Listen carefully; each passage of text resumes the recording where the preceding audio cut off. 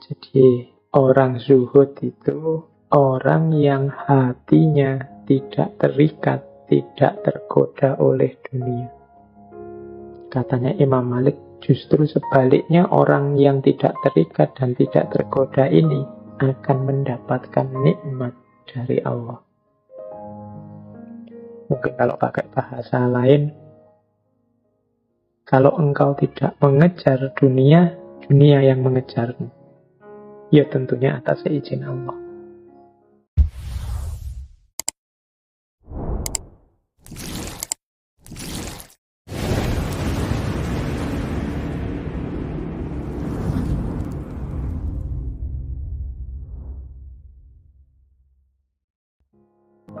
Assalamualaikum warahmatullahi wabarakatuh. Bismillahirrahmanirrahim.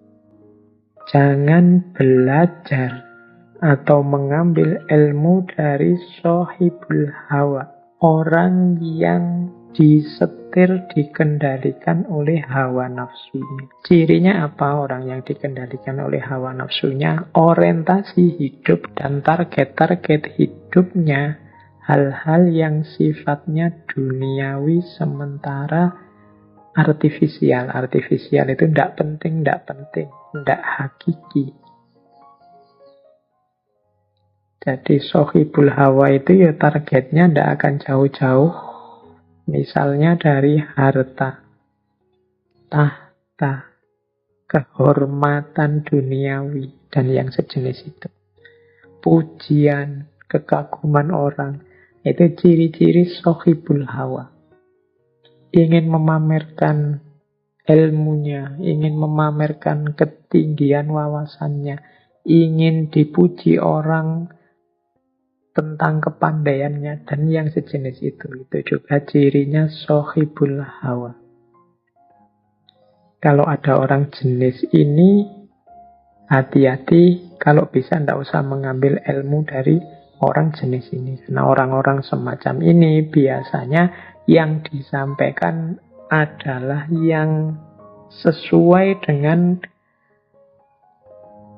kepentingan dan ambisinya. Kalau ada hal-hal yang tidak cocok dengan kepentingan dan ambisinya, dia loncati. Kadang yang jelek-jelek pun karena dia pinter, dia carikan dalilnya. Dalil yang cocok dengan nafsu dan ambisi yang sudah dia target. Makanya hati-hati. Kalau sama orang bodoh tadi kan lebih mudah identifikasinya.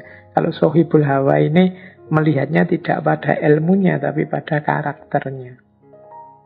Yang diomongkan mungkin benar, mungkin ada dalilnya, tapi melihat betapa ambisiusnya dia, betapa dia diliputi oleh hasrat hawa nafsu, ingin enak sendiri, ingin sukses sendiri, egois. Nah, harus kita mundur sebentar, hati-hati. Jangan-jangan kebenaran yang dia sampaikan itu sudah dipotong-potong, direduksi sesuai keinginan dan ambisinya. Yang ini kadang-kadang harus hati-hati. Kalau dalam dunia filsafat ada istilah kaum sofis. Kaum sofis ini karena dia pinter, kalau ngomong ya mengagumkan banyak orang, logis, rasional, masuk akal. Orang biasa tidak bisa berpikir seperti itu. Cuma kaum sofis ini dikenal oportunis. Jadi dia tergantung siapa yang bayar, tergantung siapa yang ngontrak, kebenaran bisa diatur. Jadi kebenaran bisa diatur itu argumen bisa dipilih-pilih. Kan saya sering bilang akal itu pinter menjustifikasi. Tergantung hati mengarahkan kemana. Hati itu kalau diarahkan ke kebaikan, ya akal bisa menunjukkan dalil argumen untuk mendukung kebaikan. Tapi kalau hati cenderung pada yang jelek, ya akal akan mampu menyusun argumen untuk mendukung kejelekan. Ini teorinya Imam Ghazali. Jadi sohibul hawa. Ayo hati-hati kita hindari. Yang ketiga, para pendusta. Nah, Berarti sebelum kita mengikuti orang lain, ini harus kita cek track recordnya ini. Ini ternyata para pendusta, jangan diikuti. Ya kalau para pendusta kan khawatirnya dia berdusta, bohong. Maksudnya ayat sebenarnya ini dipelintir jadi itu. Ini para pendusta. Maksudnya hadis ini A, tapi untuk kepentingannya maksudnya dibelokkan jadi B. Para pendusta. Bahkan seandainya dustanya tidak seperti yang saya contohkan tadi, tidak tentang ayat, tidak tentang hadis. Kalau di situ kan ada kalimat walaupun tidak pernah berdusta atas nama Rasulullah. Dustanya mungkin urusan-urusan sepele, urusan-urusan kecil. Tapi orang yang mudah berdusta ini bahaya untuk diikuti. Tidak sibuk, bilang sibuk. Nah ini terus bohong. Sudah makan, bilangnya belum makan atau sebaliknya. Ini kan sebenarnya jujur tidak apa-apa, tapi kadang-kadang kita milih bohong. Kemudian tidak masuk, bilang masuk. Jenis-jenis ini kan bohong sederhana sekali. Tiap hari mungkin kita lakukan secara tidak sengaja. Tapi kalau dibiasakan dia menjadi karakter. Membuat diri kita tidak terpercaya. Kata-kata yang keluar dari mulut kita jadinya tidak sikoh. Tidak sikoh itu tidak kuat, tidak bisa dipercaya. Meskipun kita bohongnya hanya kecil-kecil. Tapi kalau kecil-kecil banyak akan membentuk karakter sebagai pembohong. Kan ada hadisnya itu, iyyakum wal kadhiba, hindarilah bohong. Karena kalau kita yataharra kadhiba, kalau kita membiasakan kebohongan, maka kita akan menjadi orang yang kadzaban, seorang pembohong. Bohongnya sudah jadi karakter. Orang yang bohongnya sudah jadi karakter itu ya, kalau dia berbohong tidak ada rasanya, sudah biasa saja. Karena sudah tiap hari dia begitu. Jadi yang ketiga, jangan mengambil ilmu dari para pembohong. Yang keempat, nah ini juga kita harus hati-hati. Kalau ini sebenarnya baik, tapi ternyata ya orang soleh, orang mulia menyampaikan kebaikan, tapi dia sendiri tidak tahu dengan yang dia sampaikan. Dia sendiri tidak paham dengan apa yang dia sampaikan. Mungkin dia ini hanya mengulang-ulang saja, mungkin dia ini hanya taklid, mengikuti saja. Ini juga katanya Imam Malik harus hati-hati kita ikuti. Kalau dalam bahasa filsafat, orang ini sebenarnya baik, cuma tidak kritis. Cuma dia tidak ingin paham dasarnya, argumennya dari yang dia sampaikan. Pokoknya baik disampaikan, dia tidak mendalami. Nah ini juga harus hati-hati, karena setiap pernyataan, setiap dalil yang disampaikan, setiap pendapat yang disampaikan itu kan harus ngerti benar dasarnya. Tidak sekedar mindah kata dari tokoh A kita sampaikan ulang. Jadi ini kita juga harus hati-hati kalau ada orang hanya peniru, hanya follower, pengikut. Jadi 4 orang yang harus kita hati-hati dalam mengambil ilmu dari mereka. Kalau bisa ya dihindari. Yang pertama orang bodoh, yang kedua pengikut hawa nafsu dan kepentingan, yang ketiga orang yang suka berdusta, dan yang keempat orang yang tidak tahu dia itu sebenarnya ngomong apa, dia sendiri tidak paham. Nah ini 4 orang yang kita harus hati-hati dalam mengambil ilmu. Karena tadi ya, ini katanya Imam Malik di atas tadi loh, ini urusan agama, maka hati-hati dari siapa engkau mengambil agamamu. Terus kita lanjutkan. Sekarang Ada juga nasihat beliau tentang zuhud. Ada 2 kalimat dari Imam Malik yang berhubungan dengan zuhud. Yang pertama, kata Imam Malik, apabila seseorang itu zuhud, Allah akan memberi nikmat kepadanya. Yang kedua, zuhud itu bukan ketiadaan harta, namun mengosongkan hati darinya. Ini 2 kalimat untuk jadi bahan kita muhasabah. Jadi orang zuhud itu orang yang hatinya tidak terikat, tidak tergoda oleh dunia. Katanya Imam Malik, justru sebaliknya orang yang tidak terikat dan tidak tergoda ini akan mendapatkan nikmat dari Allah. Mungkin kalau pakai bahasa lain, kalau engkau tidak mengejar dunia, dunia yang mengejarmu. Ya tentunya atas izin Allah. Jadi dengan cara zuhud, kita bisa semakin dekat dengan Allah, hati kita tidak sibuk dengan dunia, dan ternyata dunia yang mengejar kita, Allah yang mencukupkan dan memberi nikmat dalam hidup kita. Nah, ini mental semacam ini adalah mentalitas zuhud. Ya mungkin agak beda dengan kita, kalau kita ini kan masih banyak takut-takutnya dalam hal duniawi. Takut kalau besok tidak dapat pekerjaan, misalnya teman-teman mahasiswa. Takut apa cukup gajiku sekian, misalnya yang sudah punya pekerjaan. Takut kira-kira nanti saya bisa dapat jodoh apa enggak ya, misalnya yang jomblo. Ketakutan-ketakutan semacam ini menunjukkan kita belum masuk dalam kualifikasi orang yang zuhud. Orang yang zuhud itu tidak ada takutnya kalau urusan duniawi. Jadi kalau urusan dunia, mau apapun yang terjadi, seorang yang zuhud itu akan ridho.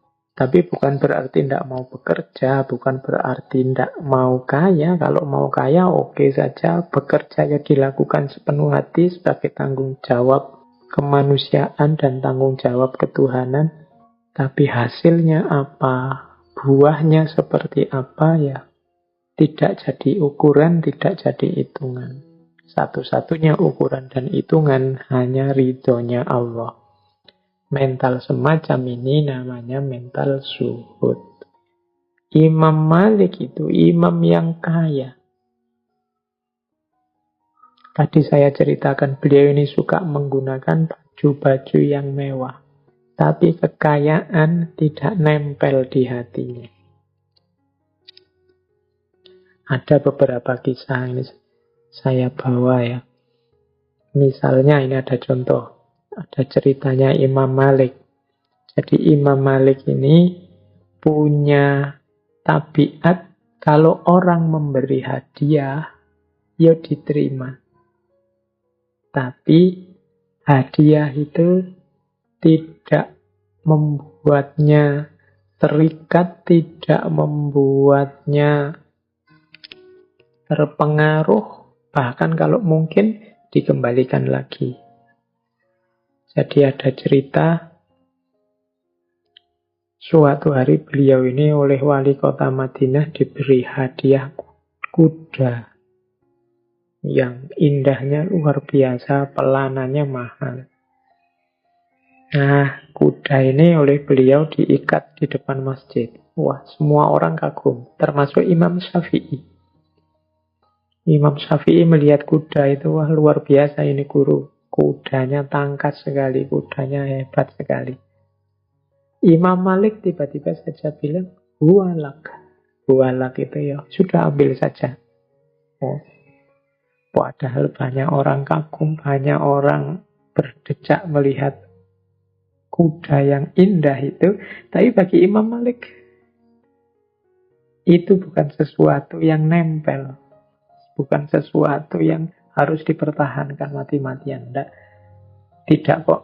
Imam Syafi'i dicarikan kudanya yang lain yang tidak selevel itu, ya enggak. Ada orang suka langsung diberikan saja. Itu menunjukkan dunianya enggak nempel. Loh, tapi kan pemberiannya masih diterima. Ya, pemberian diterima itu kan kemungkinan dalam rangka membahagiakan orang yang memberi. Jangan lupa kebahagiaan itu tidak cuma saat diberi, tapi kebahagiaan lebih besar itu kebahagiaan memberi. Maka memberi kesempatan orang untuk bahagia dengan berbagi itu bagi saya juga termasuk kebaikan. Jadi kadang-kadang kan banyak kita yang melihat para ulama itu loh, pekerjaannya apa sih? Kemudian kita vonis mereka, wah mereka itu cuma nunggu sangunya dari orang-orang yang sowan, orang-orang yang datang. Insya Allah para ulama itu mentalnya seperti Imam Malik ini. Pemberian akan selalu diterima dengan pertimbangan bahwa orang memberi itu punya kebahagiaannya sendiri. Orang memberi itu ada kepuasannya sendiri. Plus pemberian itu tidak akan nempel, tidak akan melekat ke mereka. Kalau saat itu juga ada orang butuh, pasti pemberian tadi akan diberikan pada yang butuh. Sebagaimana Imam Syafi'i begitu lihat kendaraan yang luar biasa, ya langsung sama Imam Malik, ya sudah kalau kamu suka, bualah, ambil saja. Kuda itu buatmu. Nah, ini contoh sikap yang tidak terikat oleh dunia. Ini yang disebut mental zuhud. Kaya raya tapi batinnya adalah batin yang zuhud. Ada cerita lagi. Suatu ketika Imam Malik ini dikirimi uang 1.000 dinar oleh Khalifah Al-Hadi. Nah, Imam Malik sudah curiga ini, karena yang memberi Khalifah mesti ada pamrihnya. Nah, dalam kasus seperti ini, oleh Imam Malik, uang ini disimpan baik-baik, tidak disentuh sedikit pun. Suatu ketika Khalifah datang ke Madinah. Setelah menunaikan ibadah haji, mengunjungi Imam Malik. Nah, sambil datang ini membawa salam tempel kalau sekarang namanya ya. Uang yang diamplopi itu 1.000 dinar lagi. Kemudian beliau merayu Imam Malik untuk pindah ke Baghdad, diberi jabatan yang tinggi. Oleh Imam Malik, kebetulan Khalifah Al-Hadi datang, tawaran untuk pindah ke Baghdad ditolak, uang salam tempelnya ditolak, plus dulu uang 1.000 dinar yang dikirim, yang sama sekali belum disentuh, dikembalikan lagi. Nah, ini salah satu contoh bagaimana beliau ini tidak terikat oleh dunia, punya mentalitas zuhud. Oke, baik, kita lanjutkan lagi ya. Nah, ada salah satu contoh hikmah yang luar biasa dari Imam Malik adalah sikap yang tidak sok tahu. Jadi Imam Malik ini dikenal punya kalimat idola, yaitu la adri, atau aku tidak tahu. Dan ini banyak sekali cerita-cerita tentang tabiat sangat tawaduknya Imam Malik. Jadi beliau ini tidak mengklaim dirinya tahu segala hal. Kalau memang ada pertanyaan yang beliau tidak tahu, beliau tidak malu-malu jawab, saya tidak tahu. Dan tidak akan ngarang-ngarang jawaban untuk menghibur orang biar kelihatan pinter. Enggak. Atau biar orangnya puas. Enggak. Kalau tidak tahu, ya tidak tahu. Karena urusan ilmu tidak bisa sembarangan. Ada cerita seorang laki-laki dari jauh, dari tempat yang jauh datang pada Imam Malik tentang satu masalah.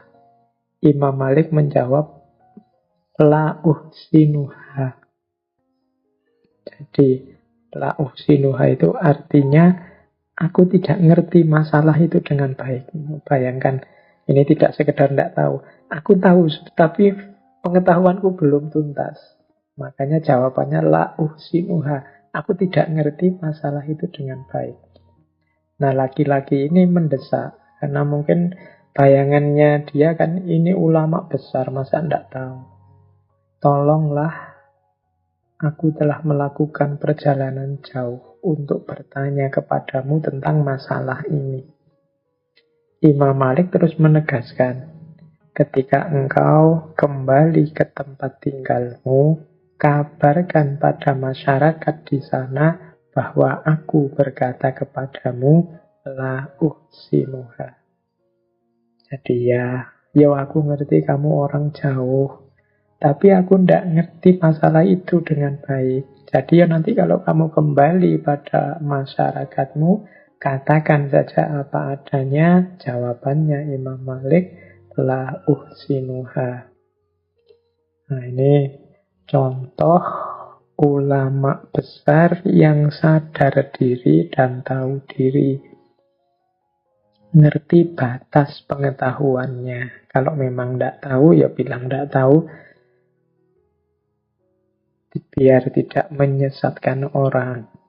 Ada cerita dari Khatib Al-Baghdadi, dan beliau cerita bahwa Imam Malik itu satu ketika pernah ditanya 48 masalah. Yang dijawab hanya 2. Sisanya dijawab dengan la adri. Jadi sisanya dijawab dengan tidak tahu. Ya karena memang tidak tahu, masuk ngarang. Karena memang tidak tahu kan tidak mungkin terus dikira-kira apalagi urusan agama. Jadi saya tidak tahu. Bahkan tidak hanya la adri, tadi kan la uhsinuha. La uhsinuha itu jane yang ngerti, tapi belum tuntas. Aku belum tahu dengan baik. Nanti saja kalau sudah dicek sampai baik, baru berfatwa. Kalau memang belum tahu, ya belum tahu. Makanya ada satu quotes yang luar biasa dari kalimatnya Imam Malik, Junnatul alim qauluhu la adri. Jadi bentengnya orang alim adalah kata-kata la adri. Aku tidak tahu. Nah, ini cuma ya bukan berarti terus ini menyembunyikan ilmu. Ya kalau tahu ya disampaikan tahu. Tapi kalau tidak tahu jangan gaya tahu. Apalagi ngarang-ngarang. Kalau filsafat sih ngarang tidak masalah. Lahir filsafat yang baru. Tapi kalau agama kan kita tidak bisa ngarang. Jadi benteng kita sebagai ilmuwan itu la adri. Nyaman sudah. Ya yang lain juga begitu. Kalau ada tokohmu, idolamu, ulama yang kau ikuti menyatakan la adri, ya jangan diremehkan, jangan dianggap rendah, jangan dianggap berarti ilmunya masih cetek. Tidak begitu. Justru itu menunjukkan kebesaran hatinya, ketawaduannya untuk tidak mengatakan sesuatu yang dia belum sepenuhnya mengerti. Jadi ya nanti dulu. Kalau saat ini ditanya, ya jawabannya masih la adri. Dan la adri ini jadi salah satu nasihat khususnya Imam Malik kepada Imam Syafi'i. Jadi ini saya bawa beberapa nasihatnya Imam Malik kepada Imam Syafi'i. Langsung saja ya, saya teruskan tentang nasihatnya kepada Imam Syafi'i. Jadi yang pertama tadi, beliau menasehati, biasakan dirimu untuk mengatakan tidak tahu. Ini kalimatnya biasakan. Karena orang yang tidak terbiasa mengatakan tidak tahu, biasanya gengsi mengatakan tidak tahu. Jadi karena dia mungkin terlanjur merasa dirinya besar, terlanjur merasa dirinya pintar. Jadi kalau ada pertanyaan kok tidak bisa jawab, rasanya kok merendahkan dirinya. Akhirnya dia ngarang-ngarang. Maka Imam Malik menasihati Imam Syafi'i, biasakan untuk mengatakan tidak tahu. Oh, ini falsafah tidak tahu. Terus ada lagi pesannya Imam Malik kepada Imam Syafi'i, sesungguhnya Allah telah menganugerahkan cahaya di dadamu. Maka jangan engkau padamkan dengan maksiat. Jadi Imam Syafi'i ini kan salah satu muridnya yang top, yang pinter, yang nanti jadi teman diskusi yang luar biasa. Imam Malik ngerti benar bahwa ilmu itu cahaya, maka orang-orang pintar adalah orang-orang yang bercahaya, yang menerangi sekelilingnya.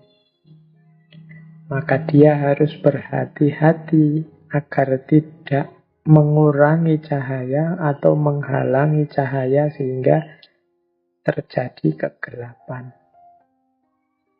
Apa yang mengurangi intensitas cahaya dan juga mengubah cahaya jadi kegelapan? Maksiat.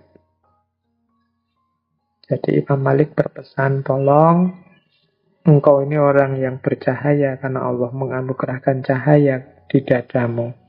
Jangan engkau padamkan cahaya itu dengan maksiat.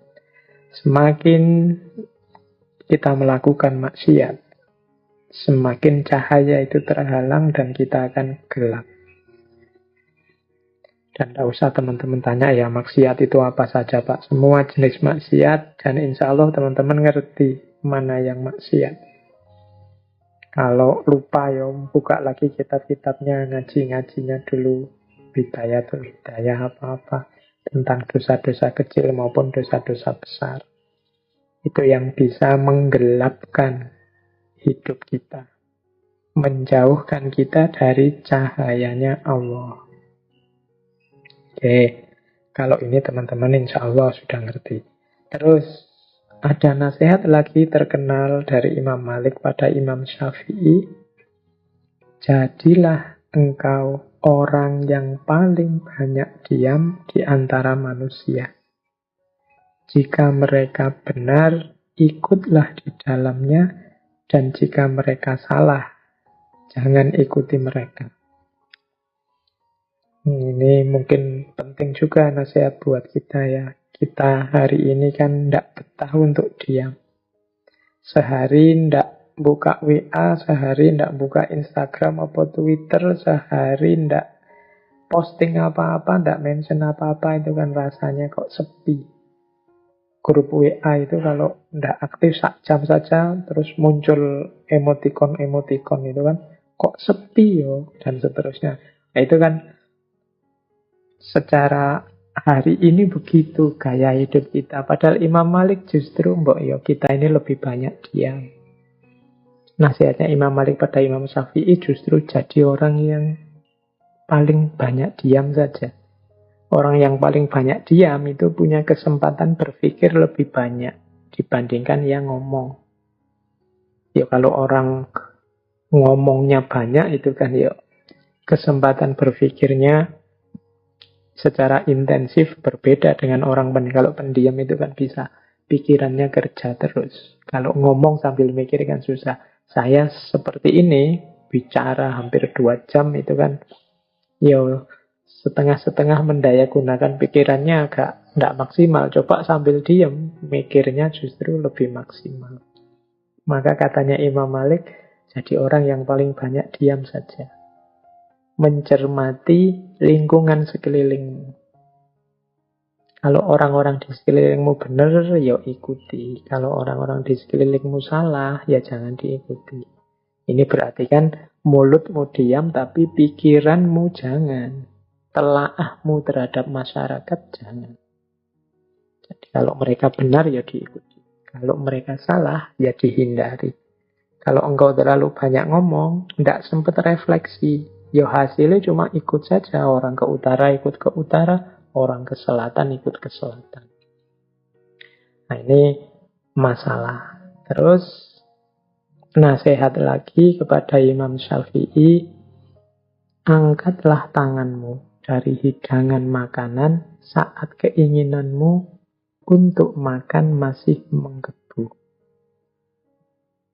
Ini mungkin dengan kata lain, nasihat ini ingin agar Imam Syafi'i jangan rakus, jangan serakah, jangan memuaskan egomu, jangan memuaskan keinginanmu sampai sak pol-pole, sak tuntas-tuntase. Kamu harus punya daya pengendalian diri. Mengangkat tangan dari hidangan makanan saat keinginan makan masih ada, itu kan berat. Makanannya sih masih ada. Kalau mau nambah lagi, masih siap.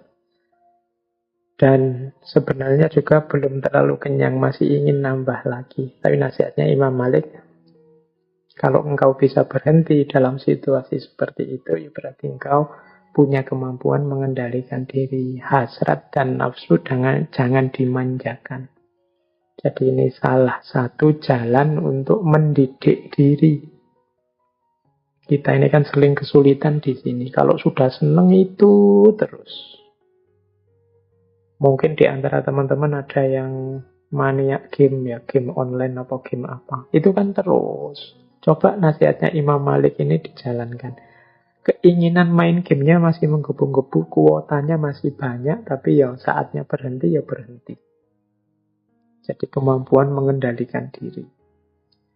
Nah ini nasihat-nasihat penting ini saya pilih dari Imam Malik pada Imam Syafi'i yang menurut saya relevan untuk kita ikuti juga hari-hari ini. Oke, ini Imam Malik dan Imam Syafi'i ini kan guru murid, sama-sama pinter, sama-sama luar biasa.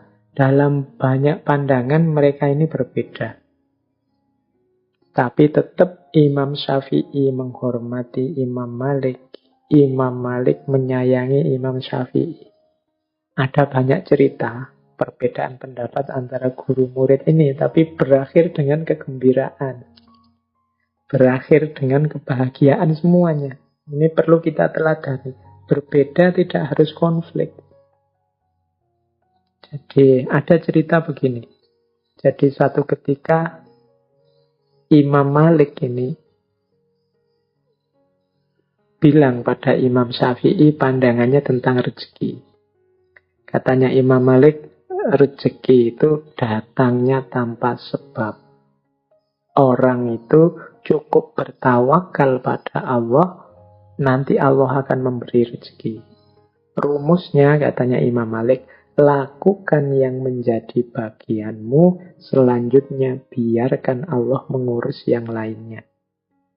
Ini Imam Malik mengikuti hadis, kalau sabdanya Rasulullah, kalau kalian bertawakal pada Allah, sebenar-benarnya tawakal, Allah akan memberikan rizki kepada kalian, sebagaimana rizki kepada burung yang pergi dalam keadaan lapar, lalu pulang dalam keadaan kenyang. Jadi pendapatnya Imam Malik, rezeki itu tidak usah dicari, cukup orang itu jalankan tugasnya dengan baik. Yang guru jadi guru dengan baik, dosen jadi dosen dengan baik, yang tani ya kerjakan lahannya dengan baik, sudah. Rezekinya apa, berapa, seperti apa, itu urusannya Allah dan akan datang sendiri. Nah, ini pendapatnya Imam Malik. Nah, Imam Syafi'i punya pendapat yang berbeda kepada gurunya.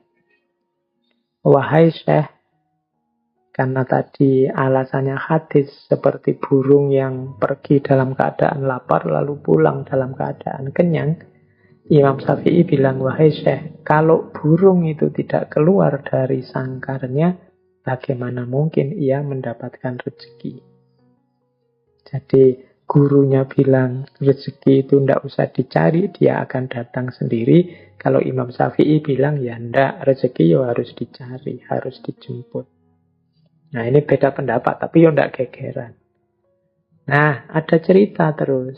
Suatu ketika Imam Syafi'i ini berjalan-jalan, beliau melihat serombongan orang sedang panen anggur.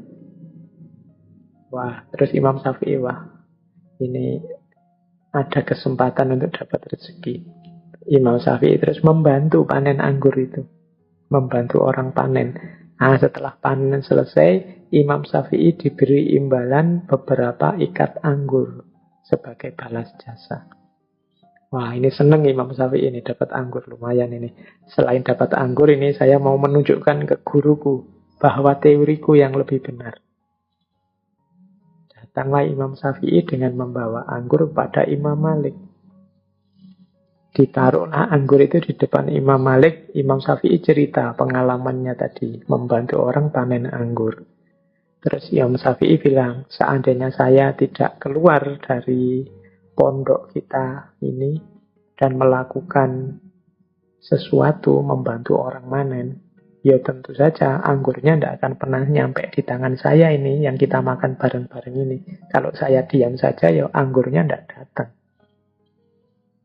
Mendengar kalimatnya Imam Syafi'i ini, Imam Malik ya tersenyum. Kemudian dia ngincipi anggurnya.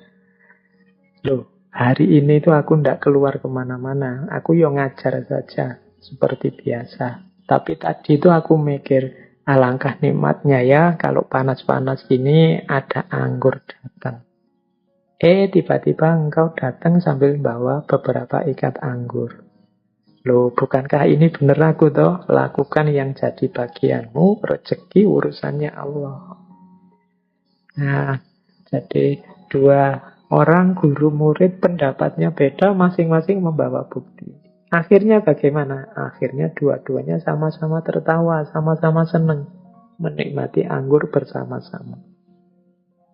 Ini adabnya orang beda pendapat. Berakhir dengan gembira, berakhir dengan bahagia saling tertawa bersama. Semoga kita juga begitu. Kita ini susah sekali kalau beda pendapat diakhiri dengan bahagia bersama, tertawa bersama. Sering-seringnya kita itu kalau beda pendapat berakhir dengan konflik, nambah musuh. Oke, kita lanjutkan. Nah, ini ada juga nasihat dari Imam Malik kepada kita untuk tahu batas. Jadi karena memang ilmu agama itu bertaburan hal-hal yang gaib, sehingga bisanya kita cuma percaya saja. Akal kita mungkin dipaksakan bisa membahas. Cuma hasilnya kalau katanya orang barat spekulasi-spekulasi. Jadi ada hal-hal yang cukup diimani saja. Kalau dipertanyakan malah jadi masalah. Ini kalau dalam bahasa saya kita harus ngerti batas kita. Jadi suatu ketika ada cerita di majelisnya Imam Malik ini, ada orang bertanya, mungkin ini orangnya belajar filsafat. Jadi pertanyaannya agak aneh-aneh. Wahai Imam Abu Abdullah, yang maha pengasih itu maksudnya Allah yang bersemayam di atas arsy. Ini mengutip surat Toha ayat 5. Ar-Rahmanu alal arsyistawa. Bersemayam di atas arsy. Penanya ini kemudian tanya, bagaimana sih bersemayam di atas arsy itu? Imam Malik mendengar pertanyaan ini, kemudian tampak tidak berkenan. Dari situ nanti lahir kalimat beliau yang terkenal sekali, al-istiwa'u ghairu majhulin wal kaif ghairu ma'qul.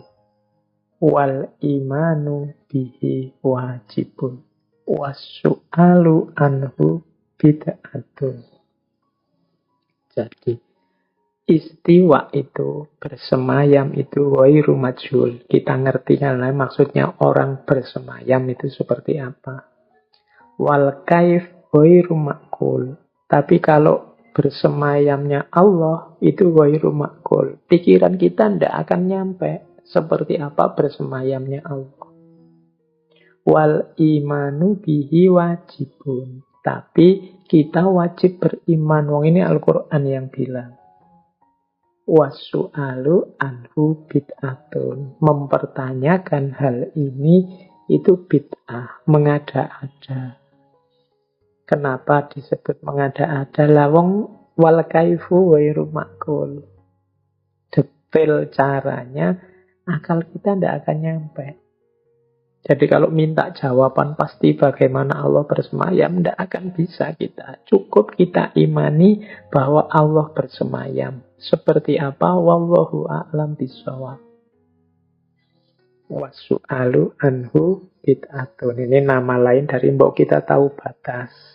Mari kita diskusikan hal-hal yang produktif, hal-hal yang positif untuk meningkatkan kualitas diri kita, kualitas hidup kita.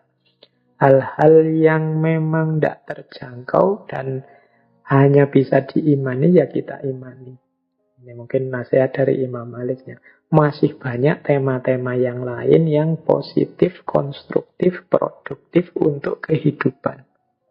Dibandingkan tema-tema yang kadang-kadang malah bikin rumit, bikin ruwet, tidak ada manfaatnya. Kita harus tahu batas dalam hal ini. Maka al-istiwa'u ghairu majhul wal kaifu ghairu ma'qul wal imanu bihi wajibun wasu'alu anhu bid'atun. Nah, itu fatwanya Imam Malik. Kalau ada pertanyaan-pertanyaan yang tidak seharusnya ditanyakan. Jadi dalam belajar itu kadang-kadang kunci utamanya harus pertanyaan yang benar dulu.